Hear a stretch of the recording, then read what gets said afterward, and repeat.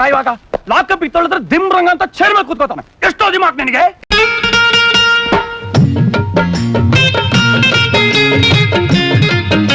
Heroine ಮತ್ತೆ ಅವರ assistant Karl ಹೊರಟು ಅಂಬಾಸಡರ್ನಲ್ಲಿ ಯಾವುದೋ ಒಂದು ಗಾಡಿಗೆ ಸೈಡ್ ತಗೊಳಕ್ ಹೋಗ್ಬಿಟ್ಟು ಪಲ್ಟಿ ಹಿಂಗಿರೋ ಕಾರ್ ಹಿಂಗಾಗೋಯ್ತು. ವೆಹಿಕಲ್ಸ್ ಗಳು ಹೋಗ್ತಾನೆ ಇದೆ, ಯಾರು ತಲೆ ಕೆಡಿಸ್ಕೋತಾನೆ ಇಲ್ಲ. ಶಂಕರ್ನಾಗ್ ನಮ್ಮ ಗುರುಗಳು ಜನರೇಟರ್ ಗಾಡಿ ಹತ್ಕೊಂಡ್ರು, ರೈಟ್ ಅಂದ್ರು. ಪ್ರೊಡ್ಯೂಸರ್ ಗಾಡಿ ಬಂತು ನೋಡ್ರಿ, ಶಂಕರ್ನಾಗ್ ಗಾಡಿ ನಿಂತಿದೆ. ಶಾಕ್ ಆಗೋಯ್ತು ಅವ್ರಿಗೆ. ಕಾರ್ ಒಳಗೆ ಮಲಗಿದಾರ. ಸಾರ್ ರೆಡಿನಾ, ಸೆಟ್ ರೆಡಿನಾ? ಅವ್ರಿಗೆ ಅರ್ಜೆಂಟ್ ಆಗಿ ಒಂದು 10,000 ರೂಪಾಯಿ ಬೇಕು. ಆಯ್ತು, ಈ ಕೊಟ್ಟೆ ಆ ಕೊಟ್ಟೆ, ಈಗ ತಂದಿದ್ದೆಲ್ಲ ಫುಲ್ ಖಾಲಿ ಆಗೋಯ್ತು. ಹಿಂಗೆ ಹೇಳ್ಕೊಂಡ್ ಬರ್ತಾ ಇದ್ರು ಅವರು. ಸೀನ್ ಶೂಟ್ ಆಯ್ತು. ಅದ್ ಯಾರ ಕೈಲಿತ್ತು? ಶಂಕರ್ನಾಗ್ ಕೈಲೇ ಇತ್ತು. ಅಣ್ಣ ಬಂಡ್ಲು ಅಂತ. ಶಂಕರ್ ಇಟ್ಕೊಂಡ್ರು ಅಂತ ಹೇಳು. ಭಾರ್ಗವ್ ಅವ್ರು ಒಳ್ಳೆ ಕೆಲಸ ಮಾಡಿದ್ರಿ ಸರ್ ನೀವು.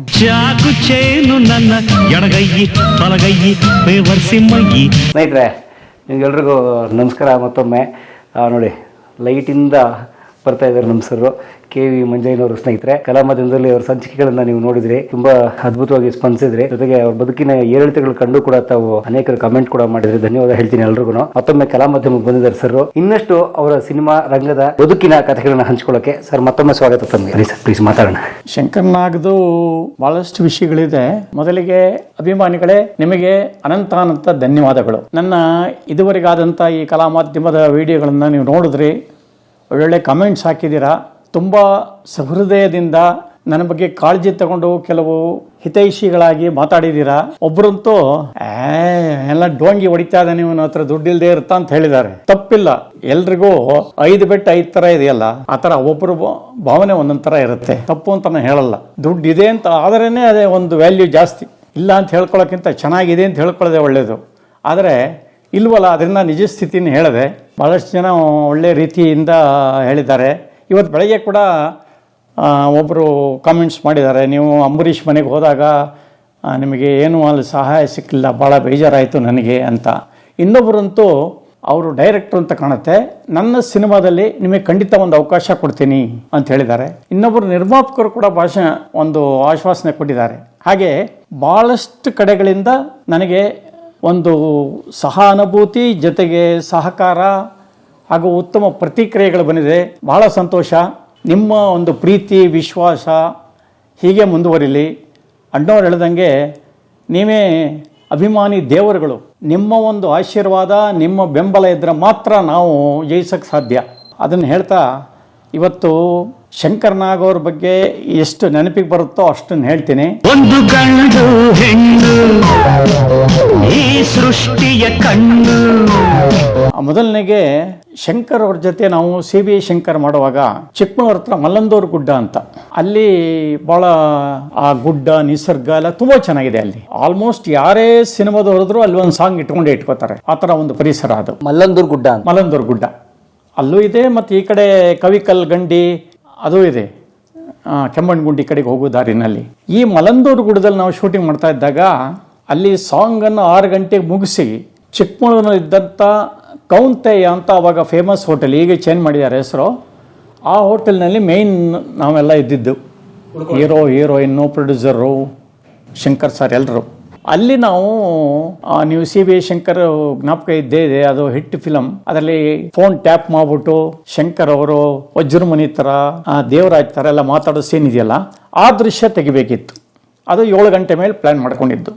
ಹಾಗಾಗಿ ಔಟ್ಡೋರ್ ಮುಗಿಸ್ಕೊಂಡು ಇಮಿಡಿಯೇಟಾಗಿ ಇಲ್ಲಿ ಬಂದು ಶಿಫ್ಟ್ ಆಗಿ 1-2 ಅವರ್ಸ್ ಕೆಲಸ ಮಾಡೋದು ಅಂತ ಪ್ಲಾನಿಂಗ್ ಆಗಿತ್ತು. ಸುಮನ್ ರಂಗನಾಥ್ ಅವರು ನಮ್ಮ ಸಿನಿಮಾದಲ್ಲೇ ಮೊದಲು ನಾಯಕಿಯಾಗಿ ಪ್ರವೇಶ ಮಾಡಿದ್ದು.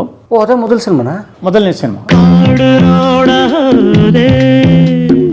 ಕವಿತೆಯೊಡನೆ ಬಂದೆ ನಮ್ಮೂರು ಹಮೀರ ಅಲ್ಲ ಇಲ್ಲ. ಸೊ ಹಾಗಾಗಿ ಅವರು ನನಗೆ ಸಪರೇಟ್ ಕಾರ್ ಕೊಡಿ ಅಂತಲಾಗಲಿ ಅಥವಾ ನನಗೆ ಸಪರೇಟ್ ಅಸಿಸ್ಟೆಂಟ್ಗಳು ಆ ಥರ ಏನು ಡಿಮ್ಯಾಂಡ್ ಮಾಡಿರಲಿಲ್ಲ ಅವಾಗ, ಮೊದಲನೇ ಸಿನಿಮಾ. ಆದ್ರಿಂದ ನಾವೇ ಕೊಟ್ಟಿದ್ದು ಅಸಿಸ್ಟೆಂಟ್ನ, ಇಲ್ಲ ಅಂತಲ್ಲ. ಅಂಬಾಸಡರ್ ಕಾರ್ನಲ್ಲಿ ಕರ್ಕೊಂಡ್ಬರ್ತಾ ಇದ್ದೆ ನಾನು. ಮೇಡಮ್ ನೀವು ತಪ್ಪು ತಿಳ್ಕೊಳ್ಳಲ್ಲ ಅಂದರೆ ನಿಮ್ಮ ಗಾಡಿಯಲ್ಲೇ ನಾನು ಬರ್ತೀನಿ, ನಾನು ಸಪ್ರೇಟ್ ಕಾರ್ ಇಟ್ಕೊಂಡಿಲ್ಲ. ಅಯ್ಯೋ ಆಯಿತು ಬನ್ನಿ ಅಂದರು. ಹಾಗಾಗಿ ನಾನು ಎಲ್ರಿಗೂ ಇನ್ಸ್ಟ್ರಕ್ಷನ್ ಕೊಟ್ಬಿಟ್ಟಲ್ಲಿ ನೆಕ್ಸ್ಟ್ ಲೊಕೇಶನ್ ಅಲ್ಲೇಪ್ಪ ಕೌಂತಯ್ಯ ಬಂದ್ಬಿಡಿ ಅಂತ ಹೇಳ್ಬಿಟ್ಟು ಸುಮನ್ನಾಗ ಇವ್ರನ್ನ ಕರ್ಕೊಂಡು ಹೊರಟುಬಿಟ್ಟೆ. ಅವನು ರಾಮಯ್ಯ ಅಂತ ನಿಮಗೆ ಹಿಂದೆ ಕೂಡ ಹೇಳಿದ್ದೀನಿ. ಶಂಕರ್ನಾಗ್ ಅವರು ಲೆಟರ್ ಕೊಟ್ಟಾಗ ರಾಮಯ್ಯನ ಕಳಿಸ್ಬಿಟ್ಟು ಕಾವ್ಯನ ಪಿಕಪ್ ಮಾಡೋಕ್ಕೆ ಹೇಳಿ ಅಂತ. ಅವನು ರಿಟೈರ್ಡ್ ಮಿಲಿಟ್ರಿ ಮ್ಯಾನ್, ಅವನು ಭಾಳ ಶಿಸ್ತಿನ ಮನುಷ್ಯ. ಅವನ ಗಾಡಿನಲ್ಲೇ ನಾನು ಹೀರೋಯಿನ್ನು ಮತ್ತು ಅವರ ಅಸಿಸ್ಟೆಂಟು ಕಾರ್ಲ್ ಹೊರಟು ಅಂಬಾಸಡರ್ನಲ್ಲಿ. ಹೋಗೋದ್ರೊಳಗೆ ಸುಮಾರು 6:45 ಹತ್ತತ್ರ ಆಗಿದ್ದರಿಂದ ಏನಾಯಿತು, ಸ್ವಲ್ಪ ಕತ್ಲೆ ಆಗೋಕ್ಕೆ ಶುರುವಾಗಿ ಹೋಗಿತ್ತು ಆಲ್ರೆಡಿ. ಈ ಥರ ಚಳಿಗಾಲ ಸೀಸನ್, ಅದು ಬೇಗ ಕತ್ಲೆ ಆಗತ್ತೆ. ಸೊ ಅವನಿಗೇನಾಯಿತು, ಯಾವುದೋ ಒಂದು ಗಾಡಿಗೆ ಸೈಡ್ ತಗೊಳಕ್ಕೆ ಹೋಗ್ಬಿಟ್ಟು ಹಾಗೆ ಹಿಂಗೆ ಟ್ವಿಸ್ಟಾಗಿ ಕೆಳಗೆ ಕೂತ್ಕೊಂಡ್ಬಿಡ್ತು. ಇಲ್ಲಿ ಚರಂಡಿಗೆ ಒಂಥರ ಪಲ್ಟಿ ಹಿಂಗಿರೋಕಾರೆ ಹಿಂಗಾಗೋಯ್ತು. ನಾವು ಕಷ್ಟಪಟ್ಟು ಡೋರ್ ತೆಕ್ಕೊಂಡು ಹೊರಗೆ ಬಂದ್ಬಿಟ್ಟು ಯಾರಿಗೇನು ಏಟಾಗಿರಲಿಲ್ಲ, ಕಾಯ್ತಾ ಇದ್ದೀವಿ. ವೆಹಿಕಲ್ಸ್ಗಳು ಹೋಗ್ತಾನೆ ಇದೆ, ಕ್ರೈನ್ದು ಇರ್ಬೋದು, ಇನ್ನೊಂದಿರ್ಬೋದು, ಬೇರೆ ಆರ್ಟಿಸ್ಟ್ ಇರ್ಬೋದು, ಡ್ಯಾನ್ಸರ್ಸ್ ಇರ್ಬೋದು, ಯಾರೂ ತಲೆ ಕೆಡಿಸ್ಕೋತಾನೆ ಇಲ್ಲ. ಅಷ್ಟೊತ್ತಿಗೆ ಶಂಕರ್ ಅವರು ಬಂದರು. ಶಂಕರನಾಗು ನಮ್ಮ ಗುರುಗಳು ಬಂದು ನೋಡ್ಕೊಳ್ಳಿ, ಏನಾಯ್ತು ನಿಂಗೇನಾಗಲಿಲ್ಲ ನಮ್ಮ ಮಾತಾಡ್ಸಿರು, ಸರಿ 1 ನಿಮಿಷ, ಇವನು ಕರ್ಕೊಂಡೋಗಪ್ಪ ಅಂತ ಹೀರೋಯಿನ್ನ ಫಸ್ಟ್ ಕಳಿಸ್ಬಿಟ್ರು ಅವ್ರ ಗಾಡಿನಲ್ಲಿ. ಅಷ್ಟೊತ್ತಿಗೆ ಜನರೇಟರ್ ಬಸ್ ಬಂತು, ನಿಲ್ಸಿರು, ಬರ್ರ ಇಲ್ಲಿ ಅಂದರು. ಯಾಕೆಂದ್ರೆ ಗಾಡಿಗೆ ಡ್ಯಾಮೇಜ್ ಆಗಿಲ್ಲದೆ ಇರೋದ್ರಿಂದ ಅದನ್ನು ಎತ್ತಿ ನಿಲ್ಲಿಸ್ಬೇಕು ರೋಡ್ಗೆ. ಫಸ್ಟ್ ಕೈ ಹಾಕಿದ್ದು ಇವರು, ಬರ್ರ ಅಂತ ಧಮ ಅಂತ 8 ಜನ ಲೈಟ್ ಮ್ಯಾನ್ಗಳು ಅವರು ಎಲ್ಲ ಬಂದರು. ಹಂಗೆ ಅನಾಮತ್ತಾಗಿ ಆ ಕಾರ್ ನಿಂಗೆ ಎತ್ತಿಟ್ಟು, ಏನು ಡ್ಯಾಮೇಜ್ ಆಗಿಲ್ಲ, ಓಡೋ ಕಂಡೀಷನ್ಲೇ ಇದೆ. ಅವರೇನು ಮಾಡಿದ್ರು ನೀವು ಆಶ್ಚರ್ಯ ಪಡ್ತೀರಾ, ಜನರೇಟರ್ ಗಾಡಿ ಹತ್ಕೊಂಡ್ರು, ರೈಟ್ ಅಂದರು. ಒಬ್ಬ ನಿರ್ಮಾಪಕ, ನಿರ್ದೇಶಕ, ನಟ ಜನರೇಟರ್ ಗಾಡಿ ಹತ್ಕೊಂಡು ಹೋಗೋದು ಅಂದ್ರೇನು? ಇಲ್ಲ ಬೇರೆ ಗಾಡಿ ಕಳಿಸಿ ಅಂತ ಆರ್ಡರ್ ಮಾಡ್ತಾರೆ, ಜನರೇಟರ್ ಹೇಳಿ ಕಳಿಸ್ತಾರೆ, ನಾನು ಇಂಥ ಜಾಗದಲ್ಲಿ ಕಾಯ್ತಾ ಇದ್ದೀನಿ, ಯಾಕೆ ಕಳಿಸು ನನಗೆ ಗಾಡಿನ ಅಂತ, ಅಥವಾ ಇನ್ನೇನೋ ಒಂದು ಮಾಡ್ತಾರೆ. ಆದರೆ ಅವರು ಅದು ಮಾಡಲಿಲ್ಲ. ನಡಿಯಪ್ಪ ಕೌಂತೇಕೆ ಅಂತ ಜನರೇಟರ್ ಹತ್ಕೊಂಡು ಹೊರಟ್ಬಿಟ್ರು. ಮಂಜ್ಯ ನಿಧಾನವಾಗಿ ಕರ್ಕೊಂಬ, ನಿನಗೂ ಪಾತ್ರ ಇದೆ ಅಲ್ಲಿ ಗೊತ್ತು ತಾನೆ ಅಂಥೇಳಿ ಹೊರಟ್ಬಿಟ್ರು. ನಾವು ನಿಧಾನಕ್ಕೆ ಅವ್ನು ಕೂರಿಸ್ಕೊಂಡು, ಗಾಡಿ ಮೂವ್ ಆಗುತ್ತೆ ತಾನೆ, ಏನೂ ಸಮಸ್ಯೆ ಇಲ್ಲ ತಾನೆ, ನಡಿಯಪ್ಪ ನಿಧಾನಕ್ಕೆ ಕರ್ಕೊಂಡು, ಯಾವ್ದಾರು ಗಾಡಿ ಬಂತು ಅಂದರೆ ನಿಧಾನಪ್ಪ, ಫುಲ್ ಲೆಫ್ಟಿಗೆ ಹೋಗ್ಬೇಡ, ನೀನು ರೈಟ್ಗೆ ಹೋಗ್ಬೇಡ, ಹುಷಾರು ಅಂತೇಳಿ ಕರ್ಕೊಂಡು ಅಂತೂ ಸ್ಪಾಟಿಗೆ ಬಂದು ಆಮೇಲೆ ಶೂಟಿಂಗು ಆಯಿತು. ಅಂದರೆ ಅವರ ಹೃದಯವಂತಿಕೆಗೆ ಹೇಳ್ತಾ ಇದ್ದೀನಿ. ಆ ರೀತಿ ಜನರೇಟರ್ ಹತ್ಕೊಂಡು ಬಂದಂಥ ವ್ಯಕ್ತಿ ಶಂಕರ್ನಾಗ್, ಒಬ್ಬ ಸೂಪರ್ ಸ್ಟಾರ್. ಆ ಕಾಲಕ್ಕೆ ಸೂಪರ್ ಸ್ಟಾರ್ ನೋಡಿ ಅವರು, ಸೂಪರ್ ಸ್ಟಾರ್ ಆವಾಗ, ಮತ್ತು ಇಂಟರ್ನ್ಯಾಷನಲ್ ಅವಾರ್ಡ್ ವಿನ್ನರ್ ಅವರು. ಬರೀ ನಮ್ಮ ಕರ್ನಾಟಕ ಮಾತ್ರ ಅಲ್ಲ, ಅವರು ಇಂಟರ್ನ್ಯಾಷನಲ್ ಅವಾರ್ಡ್ ವಿನ್ನರ್. ಒಂದೊಂದು ಕಾಲದಗೂ ನ್ಯಾಷನಲ್ ಅವ್ರಿಗೆ ಇಂಟರ್ನ್ಯಾಷನಲ್ ಅವಾರ್ಡು, ಮಾಲ್ಗುಡ್ ಡೇಸ್ಗೂ ಇಂಟರ್ನ್ಯಾಷನಲ್ ಅವಾರ್ಡ್ ಬಂದಿತ್ತು ಅವರು. ಹೌದೌದು. ಒಂದೇ ಒಂದು ಆಸೆಯು ತೋಳಲಿ ಬಳಸಲು. ಅವರು ಮೊದಲನೇ ಸಿನಿಮಾದಲ್ಲೇ ನ್ಯಾಷನಲ್ ಅವಾರ್ಡ್ ತಗೊಂಡವರು. ಅವಾಗ ಆ ರೀತಿ ಒಂದು ಕರಾಟೆ ಕಿಂಗ್ ಅಂತಲೇ ಅವ್ರ ಹೆಸರು. ಅವರು ಅದನ್ನು ಇನ್ನೂ ಕಲ್ತಿರಲಿಲ್ಲ, ಅವರು ಅದರ ಬಗ್ಗೆ ತಿಳ್ಕೊಂಡಿದ್ರು ಹೊರತು ಆ ಒಂದು ಅದೇನೋ ಹೆಸರಿದೆ ಅದಕ್ಕೆ, ಕಲರಿ ಫೈಟು. ಕಲರಿ ಫೈಟ್ನ ಶೂಟಿಂಗ್ ಟೈಮಲ್ಲಿ ಅವರು ಹೇಳಿಸ್ಕೊಂಡಿದ್ದು. ಅದು ಒಂದೊಂದು ಕಾಲದಲ್ಲಿಗೆ ಸ್ವಲ್ಪ ನಂಗೆ ಒಂಚೂರು ಹೇಳ್ಕೊಟ್ರಪ್ಪ ಅನ್ನೋ ಥರ. ಅಷ್ಟು ಅದ್ಭುತವಾಗಿ ಅದನ್ನು ಇಮಿಡಿಯೇಟಾಗಿ ಫಾಲೋ ಮಾಡಿ, ಅದನ್ನು ಅನುಭವಿಸಿ, ಆ ಪತ್ರವನ್ನು ಮಾಡಿ ರಾಷ್ಟ್ರ ಪ್ರಶಸ್ತಿಯನ್ನು ಪಡೆದಂಥವ್ರು ಅವರು ಮೊದಲನೇ ಸಿನಿಮಾದಲ್ಲೇ. ಅದಕ್ಕೆ ಮುಂಚೆ ಅಯ್ಯೋ ನನಗೆ ಸಿನಿಮಾನ ಅಂತ ಕೇಳ್ತಾ ಇದ್ರು. ಗಿರೀಶ್ ಕಾರ್ನಾಡ್ ಅವರು ಇವ್ರ ನಾಟಕ ನೋಡ್ಬಿಟ್ಟು, ನೀನೇ ಸೇರಿಕೊಳೋ ಈ ಪಾತ್ರ ಮಾಡಬೇಕು ಅಂದ್ರೆ ನಾನು ಸಿನಿಮಾದಲ್ಲಿ ಪಾರ್ಟ್ ಮಾಡೋದ ಅಂತ ಕೇಳಿದಂಥ ವ್ಯಕ್ತಿ ಆ ಲೆವೆಲ್ಲಿಗೆ ಬೆಳೀತಾರೆ, ಆ ಲೆವೆಲ್ಲಿಗೆ ತಲೆ ಒಳಗಡೆ ಇದೆ ಅಂತ ಯಾರೂ ಅಂದ್ಕೊಂಡಿರಲಿಲ್ಲ. ಅಷ್ಟು ಒಂದು ವಿದ್ವತ್ತಿತ್ತು ಅವ್ರಿಗೆ. ಆದರೆ ನಾಟಕ ಆಗಲಿ ಅಭಿನಯ ಆಗಲಿ ಅವ್ರಿಗೇನು ಹೊಸದಲ್ಲ. ಅವರು ಚಿಕ್ಕ ವಯಸ್ಸಿನಿಂದನೇ ನಾಟಕಗಳು ಮಾಡ್ಕೊಂಬಂದವರು. ಬಾಂಬೆನಲ್ಲಿ ಇದ್ದಾಗ ಕೂಡ ಅವರ ಆಪ್ತ ಮಂದೀಪ್ ರಾಯ್ ಅವರು ಇದೇ ಕಲಾ ಮಾಧ್ಯಮದಲ್ಲೇ ಹೇಳ್ಕೊಂಡಿದ್ದಾರೆ, ಪಕ್ಕ ಒಂದೇ ರೋಡ್ನಲ್ಲಿ ಇದ್ದು ನಾವು ಅಣ್ಣ ತಮ್ಮಂತರ ಥರ ಇದ್ದು, ಅವರು ಈ ರೋಡಿಂದ ಆ ತುದಿಗೆ ಹೋಗೋದ್ರೊಳಗೆ 10 ಜನ ಫ್ರೆಂಡ್ಸ್ ಮಾಡ್ಕೊಂಡ್ಬಿಡೋರು, ನಾಟಕಗಳೆಲ್ಲ ಮಾಡಿಸ್ತಾ ಇದ್ರು ನನ್ನ ಹತ್ರ. ಆಮೇಲೆ ಸಿನಿಮಾ ಮಾಡಿದಾಗ ಕೂಡ ಫಸ್ಟ್ ನನ್ನ ಕರೆದ ಅವಕಾಶ ಕೊಟ್ಟಿದ್ದೆ ಅವರು ಅಂತ ಹೇಳಿದ್ದಾರೆ. ಆ ರೀತಿ ಆ ಒಂದು ಆರ್ಗನೈಸಿಂಗ್ ಕೆಪಾಸಿಟಿ ಇತ್ತಲ್ಲ, ಅದು ಈಗ ಬಂದಂಥದ್ದಲ್ಲ. ಅದು ಚಿಕ್ಕ ಹುಡುಗನಿಂದನೇ ಅವರಿಗೆ ಈ ಒಂದು ಎಲ್ಲರ ಜೊತೆ ಹೊಂದಾಣಿಕೆ, ಎಲ್ಲರನ್ನೂ ಆತ್ಮೀಯತೆಯಿಂದ ನೋಡೋದು. ಅವರು ದೊಡ್ಡ ಸ್ಟಾರ್ ಆದಾಗ ಕೂಡ ಯಾವತ್ತೂ ನನಗೆ ಸಪ್ರೇಟಾಗಿ ಒಬ್ಬ ಮೇಕಪ್ ಮ್ಯಾನ್ ಬೇಕು ಅಂತ ಕೇಳಿಲ್ಲ, ಕಾಸ್ಟ್ಯೂಮರ್ ಬೇಕು ಅಂತ ಕೇಳಿಲ್ಲ, ಅಥವಾ ಸಪ್ರೇಟ್ ಗಾಡಿ ಕೊಡಿ ನನಗೆ ಅಂತ ಕೇಳಿಲ್ಲ. ಕ್ಯಾರವ್ಯಾನ್ಗಳಂತೂ ಇರಲೇ ಇಲ್ಲ ಬಿಡಿ. ಅವಾಗ ಯಾರಿಗೂ ಕ್ಯಾರವ್ಯಾನ್ ಕಾನ್ಸೆಪ್ಟೇ ಇಲ್ಲ ಸರ್, ಕ್ಯಾರವ್ಯಾನ್ ಯೂಸೇ ಮಾಡ್ತಿರಲಿಲ್ಲ ಯಾರು. ಆಮೇಲೆ ಬಂದಮೇಲೆ ನಾವು ಮದ್ರಾಸು ಹೈದರಾಬಾದಿಂದ ತರಿಸ್ತಾ ಇದ್ದು ಬಿಡಿ. ಇವಾಗ ಬೆಂಗಳೂರಿನಲ್ಲೇ ಒಂದು 50 ಆಗಿದೆ. ಸೊ ಈಗೆಲ್ಲ ಟ್ರೆಂಡ್ ಚೇಂಜ್ ಆಗಿ ಹೋಗಿದೆ. ಆದರೆ ಆವಾಗ ಶಂಕರ್ನಾಗ್ ಅವರು ಅದು ಯಾವುದೂ ಇಲ್ದಲ್ಲೇ ಎಲ್ರಿಗೂ ಸಪೋರ್ಟ್ ಮಾಡಿಕೊಂಡು ಎಲ್ಲರನ್ನೂ ಆತ್ಮೀಯತೆಯಿಂದ ನೋಡೋದಾಗಲಿ, ಅವರು ಸ್ಪಾಟಿಗೆ ಬಂದುಬಿಟ್ರೆ ಅಲ್ಲಿ ಬರ್ತಾ ಇದ್ದಾರೆ ಅಂತ ಆದ ಕೂಡಲೇ ಹಿಂದೆ ಮುಂದೆ ಕ್ಯಾಮ್ರಾ ಇವರು ಕಾಸ್ಟ್ಯೂಮರು ಮೇಕಪ್ ಮ್ಯಾನ್ ಓಡೋಗ್ಬಿಡೋರು. ಯಾಕೆಂದರೆ ಗೊತ್ತು ಅವ್ರು ಬರ್ತಾ ಹಿಂಗೆ ಶರ್ಟ್ ಬಿಚ್ಕೊಂಬರೋರು. ಸಪ್ರೇಟ್ ರೂಮ್ಗೆ ಹೋಗ್ಬೇಕು, ಆಮೇಲೆ ರಿಲ್ಯಾಕ್ಸ್ ಆಗಬೇಕು. ಕಾಫಿ ಹೇಳೋ, ಕೊಡು, ಏನಂತೆ ಸೀನೋ, ಈ ಥರ ದೌಲತ್ತಾಗಲಿ ಟೈಮ್ ವೇಸ್ಟ್ ಮಾಡೋದಾಗಲಿ, ಟೈಮ್ ಅನ್ನೋದು ಅವ್ರಿಗೆ 24 ಗಂಟೆ ಸಾಕಾಗ್ತಾ ಇರಲಿಲ್ಲ. ಅವ್ರು ಹೇಳೋರು, ಏನೋ ಇಷ್ಟು ಬೇಗ ಮುಗಿದೋಯ್ತಲ್ಲ, 24 ಗಂಟೆ ಯಾಕೆ ಮಾಡ್ದ ದೇವರು, ಇನ್ನೊಂದಿಷ್ಟು ಎಕ್ಸ್ಟ್ರಾ ಇಡಬಾರ್ದೇನೋ ಟೈಮು ಅನ್ನೋ ಥರದಲ್ಲಿ ಮಾತಾಡೋರು. ಅಂದರೆ 1 ನಿಮಿಷನೂ ಕೂಡ ಅವರು ಅನ್ನಸರಿಯಾಗಿ ವೇಸ್ಟ್ ಮಾಡಿದವರೇ ಅಲ್ಲ. ಏನಾರೋ ಒಂದು ಕೆಲಸ, ಏನೋ ಒಂದು ಬರಿತಾ ಇರೋರು, ಇಲ್ಲ ಓದ್ತಾ ಇರೋರು, ಅಥವಾ ಶೂಟಿಂಗ್ ಸಂಬಂಧಪಟ್ಟು ಕೆಲಸ ಮಾಡ್ತಾ ಇರೋರು.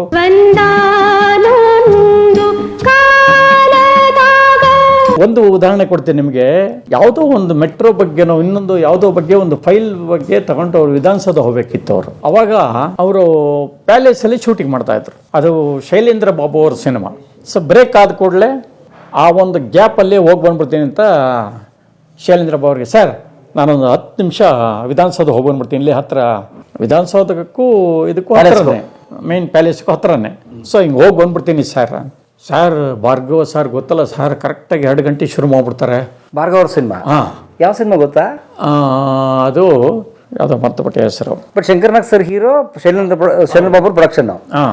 ಓಕೆ ಸರ್ ಲೇಟ್ ಆಗ್ಬಿಡುತ್ತೆ ಸರ್, ನೀವೇನು ಯೋಚನೆ ಮಾಡ್ಬೇಡ್ರಿ, ಹಿಂಗೆ ಹೋಗಿ ಹಿಂಗೆ ಬರ್ತೀನಿ ನಾನು, ಈ ಫೈಲ್ದು 1-2 ನಿಮಿಷ ಮಾತಾಡ್ಕೊಂಡು ಬಂದ್ಬಿಡ್ತೀನಿ ಅಂಥೇಳಿ ಹಿಂಗೆ ಕಾರ್ ತೆಗಿಯಕ್ಕೆ ನೋಡ್ತಾರೆ. ಅವ್ರ ಮುಂಭಾಗದಲ್ಲಿ 2-3 ಕಾರ್ಗಳು ಹಿಂಗೆ ಅಡ್ಡ ನಿಂತುಬಿಟ್ಟಿವೆ. ಸೊ ಅದು ಯಾರ್ಯಾರಿದ್ದಾರೆ ಅಂತ ಅವ್ರನ್ನ ಹುಡುಕಿ ಆ ಕಾರ್ಗಳ ತೆಗ್ಸೋದ್ರೊಳಗೆ ಬ್ರೇಕ್ ಆಗೋಗ್ಬಿಡೋದು. ಒಂದೇ ಒಂದು ಐಡಿಯಾ ಮಾಡೋದು ಚಕ್ಕಂತ. ಫ್ರಂಟಲ್ಲಿ ಇದೇ ಶೈಲೇಂದ್ರ ಬಾಬು ಪ್ರೊಡ್ಯೂಸರ್ ಕಾರ್ ನಿಂತಿತ್ತು. ನಿಮ್ಮ ಕೀ ಕೊಡಿ, ಇಲ್ಲಿ ಕೀ ಕೊಡಿ ಸಾರ್, ನೀವು ಕೊಡಿ ಸರ್ ಇಲ್ಲಿ, ಈಗ ಹೋಗಿ ಹಿಂಗೆ ಬರ್ತೀನಿ ಅಂತ ಕೀ ಇಸ್ಕೊಂಡ್ರು. ಅವ್ರ ಕಾರ್ ಎತ್ಕೊಂಡು ಸೀದಾ ವಿಧಾನಸೌಧ ಹೋದರು. ಇನ್ನೂ 2 ಗಂಟೆಗೆ 10 ನಿಮಿಷ ಇರೋಂಗೆ ಕೆಲಸ ಮುಗಿಸ್ಕೊಂಡು ವಾಪಸ್ ಬಂದಾಯಿತು. ನೋಡಿ ಸರ್ ಬಂದಿದ್ದೀನಿ, ಇನ್ನೂ 10 ನಿಮಿಷ ಇದೆ ಸರ್, ನೀವೇನು ಊಟ ನಂದೇನಿದೆ ಸರ್, ನಮ್ಗೆ ಗೊತ್ತು, ನಾವು ಮಾಡ್ತೀನಿ ಬಿಡಿ ಅಂದರು. ಒಂದು ಚಪಾತಿ, ಒಂದು ಇದು ಪಲ್ಯ ಹಾಯಿಸ್ಕೊಂಡ್ರು. ಹಾಂ ಆಯ್ತು, ಏನಪ್ಪ ಹೇಳಪ್ಪ, ಟಕ್ ರೆಡಿ. ಇನ್ನೂ 1 ನಿಮಿಷ ಇದ್ದಂಗೆ ರೆಡಿ ಆಗಿ ಊಟನ ಮುಗಿಸಿ ನಿಂತಿದ್ದಾರೆ. ಇಂಥ ಒಂದು ಫಾಸ್ಟ್ನೆಸ್ ಅವ್ರಿಗೆ ಇದ್ದಿದ್ದು. ಹಾಗೆ 1 ನಿಮಿಷ ಕೂಡ ವೇಸ್ಟ್ ಆಗಬಾರ್ದು.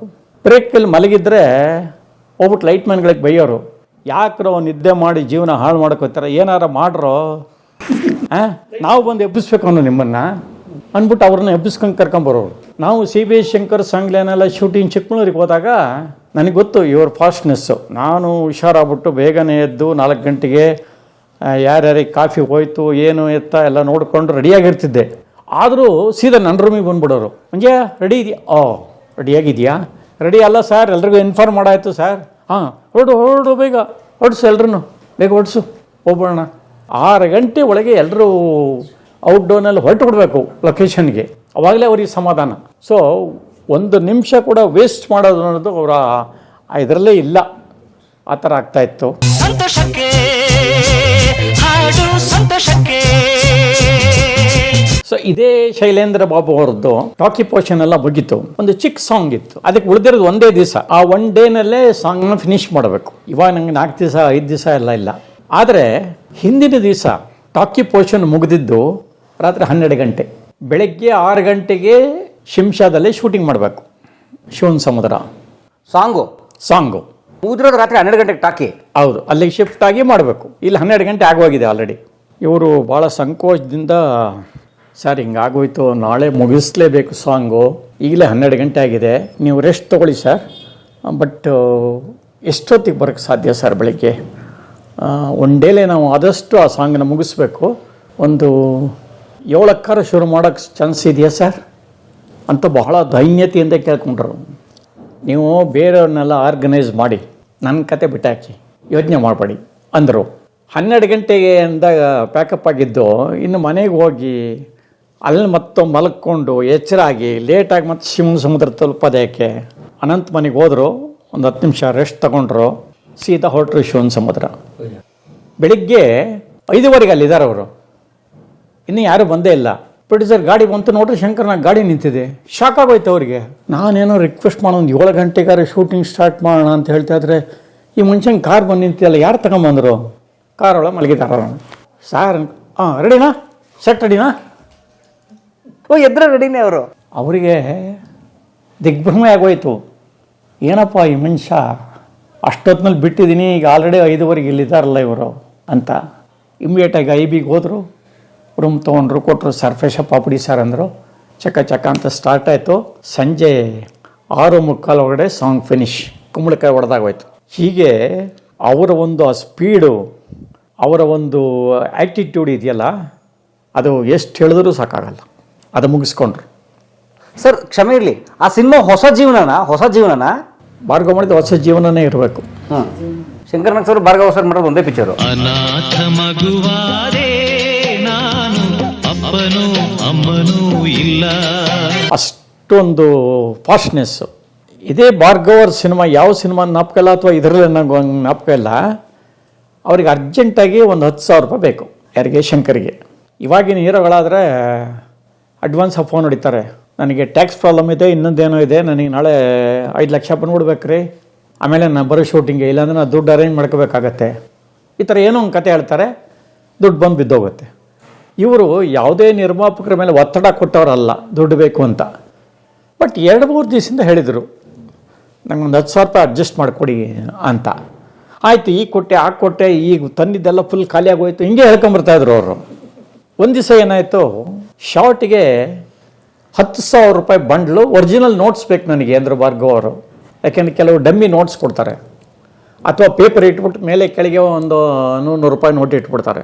ನನಗೆ ಒರಿಜಿನಲ್ಲೇ ಬೇಕು ರೀ, ಹಿಂಗೆಲ್ಲ ಅಂದದೆಲ್ಲ ಇದೆ ಶಾರ್ಟಲ್ಲಿ ಅಂತ ಇನ್ಸ್ಟ್ರಕ್ಷನ್ ಕೊಟ್ಟಿದ್ರು ಭಾರ್ಗವ್ ಅವರು. ಅದೇ ಥರ ಬಂತು, ಸೀನ್ ಶೂಟ್ ಆಯಿತು. ಅದು ಯಾರ ಕೈಲಿತ್ತು? ಶಂಕರ್ನ ಕೈಲೇ ಇತ್ತು. ಶಾರ್ಟ್ ತೆಗಿಯುವಾಗ, ಶಾರ್ಟ್ ತೆಗಿಯೋದೆಲ್ಲ. ಸೀನ್ ಮುಗಿದ ಮೇಲೆ ಏನಾಗುತ್ತೆ, ಸೆಟ್ನವ್ರು ಓಡ್ ಬರ್ತಾರೆ, ಅಣ್ಣ ಬಂಡ್ಲು ಅಂತ. ಏನೋ ಅಣ್ಣ ಬಂಡ್ಲು, ಶಂಕರ್ ಇಟ್ಕೊಂಡ್ರು ಅಂತ ಹೇಳು. ಏನೋ ಮಕ್ಕ ನೋಡ್ತಾ ಇದೆಯಾ? 2-3 ದಿವಸದಿಂದ ಕೇಳ್ತಾ ಇದ್ದೀನಿ, ಶಂಕರ್ನಾಗ್ ಅವರಿಗೆ ಕೊಡ್ಬೇಕಂತಲ್ಲ ಅಣ್ಣ, ಅವ್ರು ಇಟ್ಕೊಂಬಿಟ್ರು ಅಂತ ಹೇಳು, ಹೋಗು ಅಂದರು. ಭಾರ್ಗವ್ ಅವರು, ಒಳ್ಳೆ ಕೆಲಸ ಮಾಡಿದ್ರಿ ಸರ್ ನೀವು ಅಂದರು. ತೆಗೆದು ಇಟ್ಕೊಂಡ್ರು ವಾಟರ್ ಶೂಟಿಂಗ್ ಮುಗಿದ ಮೇಲೆ. ಅಂದರೆ ಅವರು ನೋಡೋ ತನಕ ನೋಡಿದ್ರು. ಸಿಕ್ಕದೇ ಇದ್ದಾಗ ಏನು ಮಾಡಬೇಕು? ಬಲವಂತ ಕಿತ್ಕೊಳ್ಳೇಬೇಕು. ಯಾವತ್ತಿದ್ರೂ ಕೊಡದೆ ಇನ್ನೂ ಕೊಡಬೇಕು. ಅದು 10,000 ರೂಪಾಯಿ ಲೆಕ್ಕಕ್ಕಿಲ್ಲ ಅದು. ಆದರೆ ಈ ರೀತಿ ಉಪಾಯ ಮಾಡಿ ಅವ್ರ ಪ್ರಾಬ್ಲಮ್ನು ಸಾಲ್ವ್ ಮಾಡಿಕೊಂಡ್ರು. ಇದು ಒಂದು ಉದಾಹರಣೆ ಅವರಿಗೆ. ಆಮೇಲೆ ಕೆಲವು ಸಲ ಅನಿವಾರ್ಯವದ್ದಿರುತ್ತೆ. ನಾವು CBI ಶಂಕರ್ ಮಾಡುವಾಗ ಮಂಗಳೂರು ಹಾರ್ಬರ್ನಲ್ಲಿ ಕ್ಲೈಮ್ಯಾಕ್ಸ್ ತೆಗೆದ್ರು. ಇವಾಗ ನನಗೆ ಹೈದರಾಬಾದಿಂದಾಗಲಿ, ಮಡ್ರಾಸಿಂದಾಗಲಿ, ಅಥವಾ ಬೆಂಗಳೂರಿನಲ್ಲೇ ಈಗ ತುಂಬ ಜನ ಗನ್ ಮ್ಯಾನ್ಗಳು ಹುಟ್ಕೊಂಡ್ಬಿಟ್ಟಿದ್ದಾರೆ, ಒಳ್ಳೊಳ್ಳೆ ಇನ್ಸ್ಟ್ರೂಮೆಂಟ್ ಕೊಡುವಂಥವ್ರು. ಆವಾಗ ಬ್ಯಾಂಗ್ಳೂರು ಗನ್ ಹೌಸ್ ಒಂದೇ ಇದ್ದಿದ್ದು. ಅವ್ರೇನು ಮಾಡಿದ್ರು, ಸರಿ ಸರ್ ಮಂಜಯ್ ಸರ್, ಇದು ಕ್ಲೈಮ್ಯಾಕ್ಸ್ಗೇನೋ ಬೇಕು ಅಂದಿದ್ರಲ್ಲ, ರಿವಾಲ್ವರ್ ಎಲ್ಲ ಬೇಕು ರೀ, ಪಿಸ್ಟೋಲು ಎಲ್ಲ ಕಳಿಸ್ಕೊಡಿ. ನಿಮಗೆ ನಾಡ್ದು ನಮ್ಮದಿರೋದು ಕ್ಲೈಮ್ಯಾಕ್ಸ್ ಫೈಟು, ನಾಳೆ ರಾತ್ರಿ ಬಂದು ತಲುಪುತ್ತರ, ಅಲ್ಲಿಗೆ ಬಂದರೆ ಸಾಕು ಮಂಗಳೂರಿಗೆ. ಅಡ್ವಾನ್ಸ್ ಬೇಕಾ? ಅಯ್ಯೋ ನಿಮ್ಮ ಬಗ್ಗೆ ಏನು ಯೋಚನೆ ಇಲ್ಲ ಸರ್, ಕರೆಕ್ಟಾಗಿ ಪೇಮೆಂಟ್ ಕೊಡಿಸ್ತೀರಾ, ಅಡ್ವಾನ್ಸ್ ಏನು ಬೇಕಿಲ್ಲ, ನಾನು ಕಳಿಸ್ಕೊಡ್ತೀನಿ ಸರ್. ಅಲ್ಲ ಹುಡುಗರಿಗೆ ಬಸ್ ಚಾರ್ಜ್ಗಾರೆ ಇಟ್ಕೊಳ್ಳಿ ಅಂತ 500 ರೂಪಾಯಿ ಕೊಟ್ಬಿಟ್ಟು ಬಲವಂತವಾಗಿ ಹೋಗಿದ್ದೆ ನಾನು. ಹೋಗಿ ಮಾನ್ಯ ದಿವಸ ಲ್ಯಾಂಡ್ಲೈನ್ ಫೋನ್ ಮಾಡಿದೆ, ಸರ್ ಕಳಿಸ್ತಾ ಇದ್ದಾರೆ ತಾನೆ? ಕಳಿಸ್ತೀನಿ ಸರ್, ಇವತ್ತು ರಾತ್ರಿ ಬಸ್ ಬುಕ್ ಮಾಡ್ತೀನಿ ಸರ್. ಸರ್ ಮಂಗಳೂರಿನಲ್ಲಿ ಎಲ್ಲಿ ಸರ್ ಶೂಟಿಂಗು ಅಂದರು. ಹಾರ್ಬಲ್ ರೀ ಅಂದು. ಹೌದಾ? ಅಂದರು. ನನ್ನ ಹತ್ರನೂ ಹೇಳಲಿಲ್ಲ. ಹೌದಾ ಅಂತ ಯಾಕೆ ಹೇಳಿದ್ದು ಅಂದರೆ, ಹಾರ್ಬರ್ ಅಂದ್ಕೊಳ್ಳೆ ಅಲ್ಲಿ ತಪಾಸಣೆ ಎಲ್ಲ ಜಾಸ್ತಿ, ಕಸ್ಟಮ್ಸಲ್ಲಿ ಅದು ಕರೆಕ್ಟಾಗಿ ಇರಲಿಲ್ಲ ಅಂದರೆ ಸೀಜ್ ಮಾಡಾಕ್ಬಿಡ್ತಾರೆ. ಅದಕ್ಕೆ ಈ ಮನುಷ್ಯ ಏನು ಮಾಡಿದಾನೆ, ಕಳಿಸೇ ಇಲ್ಲ ಸರ್. ಅವನು ಸಿನಿಮಾದಲ್ಲಿ ಪ್ರೊಫೆಷನಲ್ ಸಪ್ಲೈಯರ್ ಆಗಿ ಅವನಿಗೆ ರೆಸ್ಪಾನ್ಸಿಬಿಲಿಟಿ ಬೇಡ ಸರ್, ಹೇಳಬೇಡ್ದ ನಮಗೆ ಸರ್ ಹಿಂಗೆ ಸಮಸ್ಯೆ ಇದೆ ಸರ್ ಅಂತ. ಏನೋ ಮಾಡ್ತಾಯಿದ್ದು ನಾವು, ಅಥವಾ ಬೆಂಗಳೂರಿನಲ್ಲಿ ಯಾರ ಕೈಲಾರ ಲೈಸೆನ್ಸ್ ಇವ್ರ ಹತ್ರ ತಗೊಂಡು ಹೋಗ್ತಾಯಿದ್ದು, ಇನ್ನೇನೋ ಮಾಡ್ತಾಯಿದ್ದು. ಬೇಕಷ್ಟು ಪ್ರೊಡ್ಯೂಸರ್ಸ್ ಗೊತ್ತು, ಗನ್ ಇಟ್ಕೊಂಡಿರೋರು ಎಲ್ಲ ಇದೆ. ಇವನು ಏನೂ ಹೇಳ್ದೆ ಕೈ ಕೊಟ್ಬಿಟ್ಟ. ಮಾನ್ಯ ಹಾರ್ಬರ್ನಲ್ಲಿ ಶೂಟಿಂಗ್ ಸ್ಟಾರ್ಟ್ ಆಯಿತು, ಬೇರೆ ಚೇಸಿಂಗು, ಹೊಡೆದು ಫೈಟ್ ಎಲ್ಲ ನಡೀತಾ ಇದೆ. ಸಾಯಂಕಾಲ ಅಥವಾ ನಾಳೆ ಬೆಳಗ್ಗೆ ಒಳಗೆ ನನಗೆ ರಿವಾಲ್ವರ್ ಬೇಕು ಅಂತ, ಸಾಹುಲ್ ಮಾಸ್ಟರ್ ಪಿಸ್ಟೋಲ್ ಬೇಕಪ್ಪ ಅಂದರು. ಸರಿ ಸರ್ ಹೋಗಿ ತರ್ತೀನಿ. ಲೋಕಲ್ ಮ್ಯಾನೇಜರ್ನ ಕರೆದೆ, ಸರ್ ನನಗೊಂದು ರಿವಾಲ್ವರ್ ಬೇಕು ಸರ್. ಅಯ್ಯೋ ಬನ್ನಿ ಸರ್ ಕೊಡಿಸ್ತೀನಿ ಲೋಕಲ್ ಮ್ಯಾನೇಜರು ಕರ್ಕೊಂಡು ಹೋದ. ದಾರಿಲಿ ಹೋಗ್ತಾಯಿದ್ರೆ ಒಂದು 2-3 ಜನ ಹುಡುಗರು ಪೊರ್ಕಿಗಳ ಥರ ನಿಂತಿದ್ರು. ಹೋದ ತುಳುನಲ್ಲಿ, ಒಂದೇ ಶೂಟಿಂಗ್ ಉಂಡು, ಪಿಸ್ಟೋಲು ನಮ್ಮತ್ತು ತಗೊಳ್ಳಿ 3 ಜನ ಇಟ್ಕೊಂಡಿದ್ದಾರೆ ಸರ್. ಅಲ್ಲೆಲ್ಲ ಸ್ವಲ್ಪ ಇದೆಯಲ್ಲ ರೌಡಿಸಮ್, ಎಲ್ಲರ ಹತ್ರ ಇದೆ. ಆಟದ ಪಿಸ್ತೂಲ್ ಥರ ತೋರಿಸ್ತಾ ಇದ್ದಾರೆ. ಗಾಬರಿ ಆಗೋಯ್ತು ನನಗೆ, ಏನೇ ಇದು ಅಂತ. ಸರಿ 3 ಬೇಡ ನನಗೆ, 1 ಸಾಕು, ಸ್ವಲ್ಪ ಕಾಂಪ್ಯಾಕ್ಟ್ ಆಗಿರುವಂಥದ್ದು ಇನ್ಸ್ಪೆಕ್ಟ್ರೇಟಿವ್ ಅಂಥದ್ದು. ಇದು ಚೆನ್ನಾಗಿದೆ ಅಂದೆ. ಎಲ್ಲಿ ಉಂಟು ಶೂಟಿಂಗು ನಿಮ್ಮದು ಅಂದರು. ಹಾರ್ಬರ್ನಲ್ಲಿ ಅಂದೆ. ವಾಪಸ್ ಕೊಡಿ, ಅಲ್ಲಿ ನಾವು ಕೊಡೋದಿಲ್ಲ, ಲೈಸೆನ್ಸ್ ಇಲ್ಲ. ಓ ಏನಪ್ಪ ಇದು ಹಿಂಗಾಗೋಯ್ತಲ್ಲ. ಮತ್ತೆ ಇನ್ನೊಂದು ಕಡೆ ಕರ್ಕೊಂಡು ಹೋದ. ಅಲ್ಲಿ ಒಂದು ಗ್ಯಾಂಗು, ಒಬ್ರಿಗಿಂತ ಒಬ್ರ ಹತ್ರ ಇದೆ. ಎಲ್ಲರೂ ಅದೇ ಅವ್ರಿಗೆ ಮೊದಲೇ ಹೇಳ್ಬಿಟ್ಟೆ ನಾನು, ನೋಡಪ್ಪ ನಿಮ್ಮ ಹತ್ರ ಇರೋ ಗನ್ಗಳಲ್ಲಿ ಯಾರ ಹಾರ್ಬರಿಗೆ ಶೂಟಿಂಗ್ ಕೊಡೋರು ಇದ್ದೀರಾ ಅಂತ. ಇಲ್ಲ ಸರ್, ನಮ್ಮದೆಲ್ಲ ಅಂಡರ್ಗ್ರೌಂಡ್ ಸರ್, ಯಾರು ಲೈಸೆನ್ಸ್ ಇರೋಲ್ಲ, ಕೊಡೋಕ್ಕಾಗಲ್ಲ ಸರ್. ತಲೆ ಬಿಸಿ ಆಗೋಯ್ತು ನನಗೆ. ಅಲ್ಲಿ ವೆಯ್ಟಿಂಗ್ ಇರುತ್ತೆ, ಏನಪ್ಪ ಮಾಡಲಿ ಈಗ, ತಲೆ ಕೆಟ್ಟೋಯ್ತು ನನಗೆ. ಮೊಬೈಲ್ ಇಲ್ಲ, ಹಿಂಗಾಗಿದೆ ಅಂತ ಹೇಳೋಕ್ಕೆ. ಏನೋ ಒಂದು 6 ಅಂತ ಕೆಲಸ ಮಾಡ್ತು ನನಗೆ. ಯಾವುದಕ್ಕೂ ಸೇಫ್ಟಿಗೆ ಒಂದು ಟಾಯ್ ಗನ್ ತೊಗೊಂಡೋದ್ರೆ ಏನಾದ್ರು ಚೀಟ್ ಮಾಡ್ಬೋದೇನೋ ನೋಡೋಣ ಯಾವುದಕ್ಕೂ ಅಂದೆ. ಹುಡುಕೊಂಡು ಹೋದೆ ಅಂಗಡಿಗೆ, ಒಂದು 2-3 ಟೈಪ್ದು ಟಾಯ್ ಗನ್ ಮ್ಯಾಚ್ ಆಗುವಂಥದ್ದು ತೊಗೊಂಡು ಸೀದಾ ಬಂದೆ. ರೆಡಿ ಏನಪ್ಪ ಅಂದರು. ತಲೆ ಕೇರ್ಕೊಂಡು, ಸರ್ ಅವನು ಬೆಂಗಳೂರು ಗನ್ ಹೌಸ್ ನನ್ನ ಕೈ ಕೊಟ್ಟ, ಇಲ್ಲೆಲ್ಲೂ ಸಿಗ್ತಾಯಿಲ್ಲ ಸರ್, ಒರಿಜಿನಲ್ ಇವೇ, ಯಾರು ಕೊಡೋಕ್ಕೆ ತಯಾರಿಲ್ಲ, ಕಸ್ಟಮ್ಸ್ ಪ್ರಾಬ್ಲಮ್ ಅಂತ ಹೇಳ್ಬಿಟ್ಟು. ಏನೇ ನೀನು ಏನು ಮಾಡೋದು, ಬೇಕೇ ಬೇಕಲ್ಲ. ಅದರಲ್ಲಿ ಹೆಡ್ಸ್ ಆಫ್ ಅಂತ ಹಿಂಗಂತಾರೆ ಶಂಕರ್ ಅವರು ಅಂದ್ಬಿಟ್ಟು ಶೂಟ್ ಮಾಡ್ತಾರೆ. ಹಿಂಗೆ ತೋರಿಸಿ ಕೂಡಲೇ ಅವನು ಬಂದ್ಬಿಟ್ಟು ಆ ಗನ್ ಬಿಸಾಕಿ ಸರೆಂಡರ್ ಆಗ್ತಾನೆ. ಅವಾಗ ಇವ್ರು ತೋರಿಸ್ತಾರೆ ಐ ಆಮ್ CBI ಅಂತ. ಸಾರಿ ಸರ್ ಅಂದ್ಬಿಟ್ಟು ಅವನು ಆಮೇಲೆ ಹೆಲ್ಪ್ ಮಾಡ್ತಾನೆ. ಆ ಥರ ಸೀನ್ ಬರುತ್ತಲ್ಲಿ. ಸೊ ಅದಕ್ಕೆ ಬೇಕೇ ಬೇಕು. ಏನಪ್ಪ ಮಾಡೋದೀಗ ಅಂದರು. ಹೋಗಲಿ ಬೇರೆ ಒಂದು ಗನ್ನಾರು ತಗೊಂಬರ್ಬೋದಣ್ಣ. ಸರ್ ನಾನು ಹೆಂಗೆ ಹೇಳಬೇಕು ನಿಮಗೆ ಗೊತ್ತಾಗ್ತಾ ಇಲ್ಲ, ತಂದಿದ್ದೀನಿ ಸಾರಿ ನೋಡಿ ಸರ್ ಅಂತ 3 ತೆಗೆದು ತೋರಿಸ್ದೆ. ಟಾಯ್ ಗನ್ನ ಸಾರ್ಥಕ ಆಯ್ತು ಕಣೆ, ನೀನು ಒಳ್ಳೆ ಕೆಲಸ ಮಾಡಿದೆ ಬಿಡು, ಇದನ್ನು ಇಟ್ಕೊಂಡೆ ನಾನು ಪ್ಲೇ ಮಾಡ್ತೀನಿ. ಮಾಸ್ಟ್ರು ಬನ್ನಿ ಇಲ್ಲಿ ನೋಡಿ, ಇದು ಒರಿಜಿನಲ್ ಅಲ್ಲ, ಡಮ್ಮಿ ಬುಲೆಟ್ ಹಾಕ್ಬಿಟ್ಟು ಹಿಂಗೆ ಹೊಡೆದ್ರೆ ಸ್ಮೋಕ್ ಬರುತ್ತೆ, ಸೌಂಡ್ ಬರುತ್ತೆ, ಎಫೆಕ್ಟ್ ಇರುತ್ತೆ. ಇದು ಏನು ಕೆಲಸ ಮಾಡಲ್ಲ, ಇದನ್ನ ಇಟ್ಕೊಂಡು ನೀವು ಪ್ಲೇ ಮಾಡಬೇಕು. ಸರ್ ಅದನ್ನ ಇಟ್ಕೊಂಡು ನಾನು ಎಪ್ಪಡಿ ಪಂಡ್ರದು ಸರ್, ನಾನು ಕಾಮ್ಚಿರೆ ವಾಪ ಅಂದರು ಶಂಕರನವರೇ. ಈಗ ಹಿಂಗೆ ಇಟ್ಕೊಂಡು ಶೂಟ್ ಮಾಡಬೇಕು, ಇಲ್ಲ ಹಿಂಗೆ ಶೂಟ್ ಮಾಡಬೇಕು, ಹ್ಯಾಂಡ್ಸಪ್ ಹೇಳ್ಬೇಕು ತಾನೆ ನೀನು. ಹಿಂಗೆ ಇಟ್ಕೋ, ಹೆದರ್ಸೋಕ್ಕೋಸ್ಕರ ಶೂಟ್ ಮಾಡ್ತಾರೆ ಕೆಲವರು, ಫೈರಿಂಗ್ ಮಾಡ್ತಾರೆ ತಾನೆ ಪೊಲೀಸ್ನವರು, ಆ ಥರ ಹ್ಯಾಂಡ್ಸ್ ಆಫ್ ಅಂತ ಹಿಂಗೆ ಶೂಟ್ ಮಾಡು, ಹಿಂಗೆ ಗನ್ ತೋರಿಸು ಪಾಯಿಂಟು, ಅದನ್ನು ಎಡ್ಜಲ್ಲಿಡು ಕ್ಯಾಮ್ರಾ. ಇದು ಗನ್ ಅಂತಂದರೆ ಇಲ್ಲಿಗಿಡು, ಅರ್ಧ ಕಾಣಲಿ, ಆ ಸ್ಮೋಕ್ ಬರೋ ಜಾಗ ತೋರಿಸ್ಬೇಡ.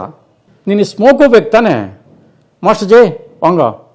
ನಾನು ಹಿಂಗೆ ಅನ್ನೋತಿ ಸರಿಯಾಗಿ ನೀವು ಸಿಗರೇಟ್ ಎಳ್ಕೊಂಡು ರೆಡಿ ಇರಿ ಅಂತ ಹೊಗೆ ಬಿಡಿ, ಫ್ರೇಮ್ ಬಿಡಿ, ಹೊಗೆ ಬಿಡಿ. ಹಿಂಗೆ ಅನ್ನೋಕ್ಕೂ ಸರಿಯಾಗಿ ನೀವು ಅಂತ ಹೊಗೆ ಬಿಟ್ಟರೆ ಹ್ಯಾಶ್ ಆಫ್ ಅಂಥೇಳಿ ಹಿಂಗೆ ಗನ್ ಪಾಯಿಂಟ್ ತೋರಿಸಿ, ಸ್ಮೋಕು ಬಂದಿದೆ, ಸೌಂಡು ರೇದೆ ಕಾಣಿಂಗಲ್ಲಿ ಹಾಕೋತೀರಾ, ಠಮಾರ್ ಅಂತ ಸೌಂಡ್ ಆದಂಗೆ. ಹ್ಯಾಟ್ಸಪ್ ಅಂದ್ಕೊಳ್ಳಿ ಏನು ಮಾಡ್ತಾನೆ ಅವನು, ದೊಡ್ಡ ಗನ್ ತಂದಿರ್ತಾನೆ ಅವನು, ಡಬಲ್ ಬ್ಯಾರಲ್ ಗನ್ನ, ಚಕ್ ಅಂತ ಹಿಂಗೆ ಬಿಸಾಕ್ಬಿಟ್ಟು ಸರ್ ಅಂತ ಹಿಂಗೆ ಬರ್ತಾನೆ. ಆಯ್ತಲ್ಲ ನಿಮ್ಮ ಪ್ರಾಬ್ಲಮ್ ಸಾಲ್ವ್ ಆಯ್ತಲ್ಲ, ಓಕೆ ಸರ್. ಅದು ಇವತ್ತು ನೀವು ನೋಡಿದ್ರೆ ಕ್ಲೈಮ್ಯಾಕ್ಸ್ನಲ್ಲಿ CBI ಶಂಕರ್ನಲ್ಲಿ ಆ ಶೂಟ್ ಮಾಡಿರೋದು ಗನ್ ಪಾಯಿಂಟು ಎಲ್ಲ ಕ್ಲೀನಾಗಿ ಗೊತ್ತಾಗುತ್ತೆ.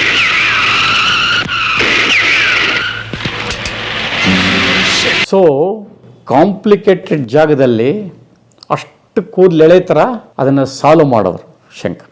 ಅದೇ ಥರ ಅಲ್ಲಿ ಮಕ್ಕಳುಗಳು, ಅವನು ದೇವರಾಜು ಮಾರವೇಷ ಹಾಕ್ಕೊಂಡು ಹೋಗ್ತಾ ಇರ್ತಾನೆ, ಮಕ್ಕಳು ಅಡ್ಡ ಬಂದ್ಬಿಡ್ತಾರೆ. ಅವಾಗ ಒರಿಜಿನಲ್ ಸ್ಕೂಲಿಂದ ಮಕ್ಕಳನ್ನೆಲ್ಲ ಕರೆಸ್ಬಿಟ್ಟಿದ್ದೀವಿ. ಕರೆಕ್ಟ್ ಒಂದು ಸೀನ್ ಇದೆ, ಸ್ಲೋ ಮೋಷನ್ನು. ಆ ಮಗು ಅಂಕಲ್ ಟೈಮ್ ಎಷ್ಟು ಅಂತ ಗೊತ್ತಿಲ್ಲ ಹೋಗು ಅಂತ ಹೇಳ್ಬಿಡುತ್ತೆ ಮಗು. ಆ ಸೀನ್ ಇದೆ ಕರೆಕ್ಟು. ಸ್ಲೋ ಮೋಷನ್ನು ಅದು ಇದು. ಆ ಮಕ್ಕಳುಗಳು ಬಿದ್ದು ಒಬ್ರಿಗೊಬ್ರು ಏಟ್ ಮಾಡ್ಕೊಂಡು ಅವರಿಗೆಲ್ಲ ಸಾರಿ ಕೇಳಿ ಎಲ್ಲ ಆಯಿತು. ಅದು ಸಣ್ಣ ಪುಡ್ದು ಆಯಿತು, ಏನು ಮಾಡೋಕ್ಕಾಗಲ್ಲ. ಸೊ ಅಲ್ಲಿ ಹಂಗೆ ಆಯಿತು. ಅವಾಗ ಇವರು ಎಲ್ಲ ಐಡಿಯಾ ಕೊಟ್ಬಿಟ್ಟು ಹಂಗಲ್ಲ ಹಿಂಗೆ ಮಾಡಿ ಆ ಕಾಂಬಿನೇಷನ್ ಯಾಕೆ ಇಟ್ಕೋತೀರ, ಫಸ್ಟು ಮಕ್ಕಳು ಓಡ್ ಬರೋದು ಸ್ಲೋ ಮೋಷನಲ್ಲಿ ಏನು ಬೇಕೆಲ್ಲ ತೊಗೊಳ್ಳಿ, ಆಮೇಲೆ ಆ ಮಕ್ಕಳನ್ನ ಉಪಯೋಗಿಸ್ಕೊಳ್ಳೋಕ್ಕೋಸ್ಕರ ಅಡ್ಡ ಹಿಂಗೆ ಬರೋದನ್ನ ದೇವರಾಜನ ಆಮೇಲೆ ತಗೊಳ್ಳಿ ಶಾರ್ಟು. ಚಿಕ್ಕ ಮಕ್ಕಳನ್ನ ಇಟ್ಕೊಂಡು ಆಟ ಆಡೋಕ್ಕಾಗಲ್ಲ, ತೊಂದರೆ ಆಗುತ್ತೆ ಅಂಥೇಳಿ ಎಲ್ಲ ಐಡಿಯಾ ಕೊಟ್ಟು ಆ ಕ್ಲೈಮ್ಯಾಕ್ಸ್ ಫೈಟ್ ಎಲ್ಲ ಮುಗಿಸಿ ಎಲ್ಲ ಇದು ಮಾಡ್ಕೊಂಡು ಬಂದು ಮಂಗಳೂರಿಂದ. ಅದು ಮತ್ತೊಂದು ಉದಾಹರಣೆ ಅವ್ರಿಗೆ ವಾವ್. ಶಂಕರ್ದು. ನೋಡಿ ಅವ್ರು ಪಕ್ಕ ಎಡಿಟಿಂಗ್ ಆರ್ಡರ್ ತಲೆಲಿರೋದು ನೋಡಿ ಅವ್ರಿಗೆ, ತಲೆ ಒಳಗೆ ಇರುತ್ತೆಲ್ಲ. ಪಕ್ಕ ಯಾವ ಶಾರ್ಟ್ ಎಲ್ಲಾಗ್ರೆ ಏನಾಗುತ್ತೆ ಸೀನ್ ಎಫೆಕ್ಟ್ ಅಂತ ಗೊತ್ತು ಅವ್ರಿಗೆ. ನನ್ನ ಆಸೆ ಹಣ್ಣಾಗಿ ನನ್ನ ಬಾಳ ಕಣ್ಣಾದೆ. ಕಲಾ ಮಾಧ್ಯಮದ ಎಲ್ಲಾ ಎಪಿಸೋಡುಗಳು ನಿಮಗೆ ಸಿಗಬೇಕು ಅಂತಂದ್ರೆ ಕಲಾ ಮಾಧ್ಯಮ ಯೂಟ್ಯೂಬ್ ಚಾನೆಲ್ನ ಸಬ್ಸ್ಕ್ರೈಬ್ ಮಾಡಿ, ಬೆಲ್ ಐಕಾನ್ನ ಕ್ಲಿಕ್ ಮಾಡಿ. ತಪ್ಪದೇ ಮಾಡಿ. ವಿಡಿಯೋ ನೋಡಿದ್ದಕ್ಕೆ ನಿಮಗೆ ತುಂಬ ಧನ್ಯವಾದಗಳು. ಪುಸ್ತಕಗಳನ್ನ ಓದು ಮನಸ್ಸನ್ನು ಅರಳಿಸುತ್ತೆ, ಬುದ್ಧಿಯನ್ನು ಚುರುಕು ಮಾಡುತ್ತೆ, ಕಾಣದ ಹೊಸ ಲೋಕವನ್ನು ಪರಿಚಯಿಸುತ್ತೆ. ಹಾಗಾಗಿ ಓದುವ ಸಂಸ್ಕೃತಿ ಹೆಚ್ಚಾಗ್ಲಿ. ಧನ್ಯವಾದ.